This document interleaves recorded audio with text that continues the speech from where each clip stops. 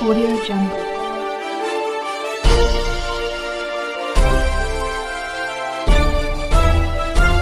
Audio Jungle. Gohad विधानसभा क्षेत्र के अंतर्गत आज कांग्रेस पार्टी ने भाजपा सरकार द्वारा एवं गोहद विधानसभा में प्रशासन द्वारा किए जा रहे अन्याय के खिलाफ शंखनाद कर दिया है।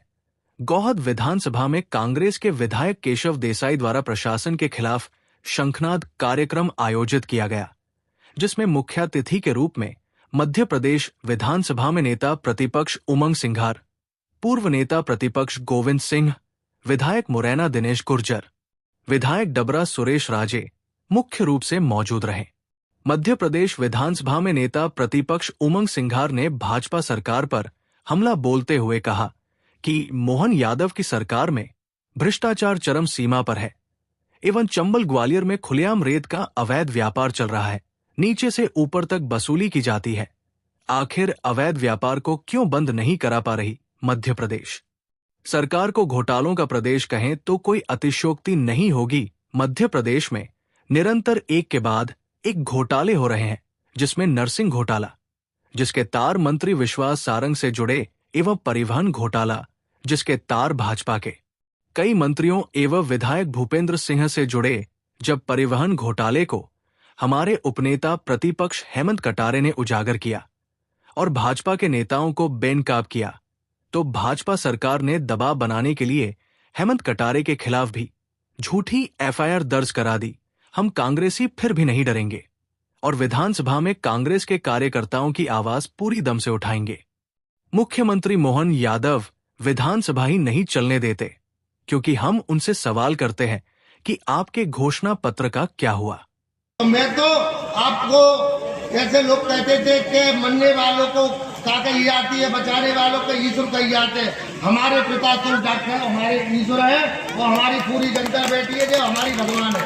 भगवान के साथ में कभी अन्याय नहीं करूँगा। आपका भरोसा दिलाना चाहता हूँ, हमारे दो बच्चे, दोनों बच्चों को साथ रखते हैं कि हम नहीं होंगे तो बच्चा हमारे उस कार्यक्रम में जाएगा, कोई कौन सा जाएगा, हम आपकी सेवा में लगे रहेंगे। रही विकास की बात, 2.5 करोड़ विकास को पैसा मिलता है, मैंने 8 करोड़ का काम विकास काम चालू कर दिया है। ये आपको और भरोसा दिलाना चाहता हूँ मैं अपने कार्यकाल में। और नहीं हो तो ईमानदारी से देखिए, सरकार नहीं है। अब आप ये सोचो कि फोन कर दिया, टीआई ने सुनी नहीं, कलेक्टर ने नहीं सुनी, ये गलत बात है। पर केशव देसाई जी की कमर उतनी अभी नीची हो रही है, अभी कमर टेढ़ी तो नहीं हुई, गर्दन ऊपर तो नहीं हुई है क्या? उनके व्यवहार में कहीं कोई कमी आई है क्या? तो यही हमारे लिए एक प्रतिनिधि का धर्म बनता है कि जनता का मान सम्मान करके उसके मान सम्मान। फिर भी दबाओ, इसका मतलब कहीं ना कहीं आपसे तार जुड़े हैं। आपके चंबल में, ग्वालियर क्षेत्र में खुलेआम रेत का व्यापार चल रहा है, कौन करा रहा? अभी मुझे हमारे विधायक जी बता रहे थे, सुरेश राजे जी, कि जब हमने धरना दिया 2 दिन रोका डबरा में, तो टीआई बोलते कि भाई ऊपर का प्रेशर है, रहने दो। किसका प्रेशर? क्या सरकार का प्रेशर है? क्या मुख्यमंत्री का प्रेशर है? मतलब पूरी सरकार चाहती है कि पूरे प्रदेश के अंदर अवैध काम चलते रहे, अवैध धंधे होते रहे, लेकिन कोई बोले नहीं। लेकिन मैं आपसे कहना चाहता हूं साथियों, ये हमें रोकना पड़ेगा कि 2 नंबर के धंधे करने वाले कई लोग निश्चित तौर से अपने प्रभाव से, दल बल से, धन बल से कहीं ना कहीं नुकसान कर रहे हैं इस प्रदेश का। इस कांग्रेस के कार्यकर्ताओं हम नोबल नीचे करने की बात करते, लेकिन मैं आपसे कहना चाहता हूं कि आपसे ये भी कहना चाहता हूं कि पिछले 1 साल के अंदर विधानसभा में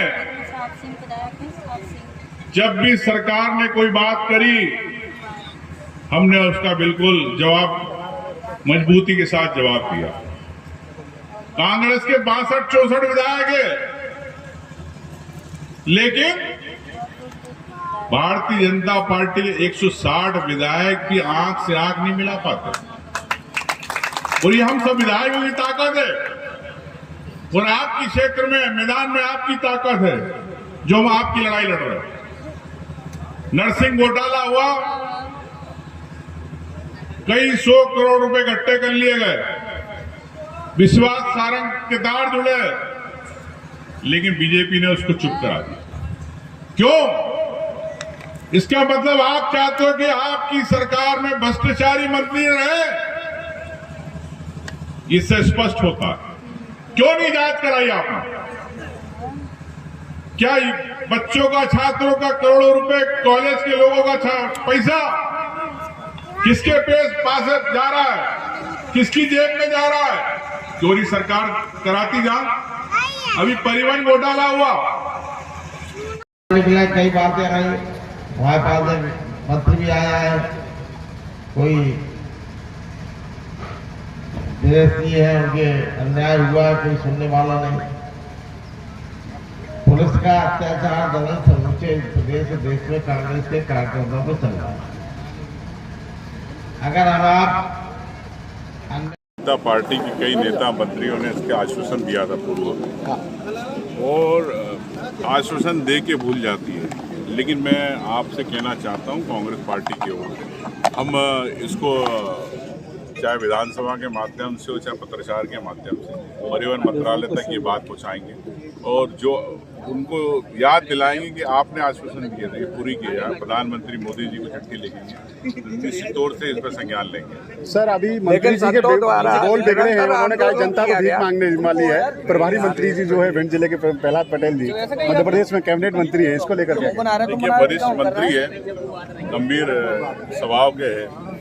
अब उन्होंने कहा, कैसे कहा, क्यों कहा, किस परिप्रेक्ष्य में, क्या अलग बात है। लेकिन मैं समझता हूं कि प्रदेश की जनता भिखारी, प्रदेश की जनता को हक चाहिए, अधिकार चाहिए, अधिकार की बात होना चाहिए। अगर आपके पास कोई न्याय के लिए आता है, कोई आवेदन लेके आता है, आवेदन निवेदन करता, तो उस पर तत्काल कार्रवाई होना चाहिए। मैं तो उल्टा पूछना चाहता हूँ मुख्यमंत्री जी से, आपके सीएम लाइन में हजारों आवेदन पेंडिंग पड़े, उस पर आपने अभी तक कार्रवाई क्यों नहीं की? क्या प्रदेश के लोग मुख्यमंत्री के जब ऑनलाइन अगर ठप पड़ी है तो प्रदेश में कैसे पीड़ित है, आप समझ सकते हैं। मध्य प्रदेश सरकार लगातार कर्ज में डूबती चली जा रही है। सर, कर्ज में डूब चुकी है, लगातार नहीं, कर्ज में 4 लाख से ज्यादा करोड़ों का कर्ज है सरकार पे।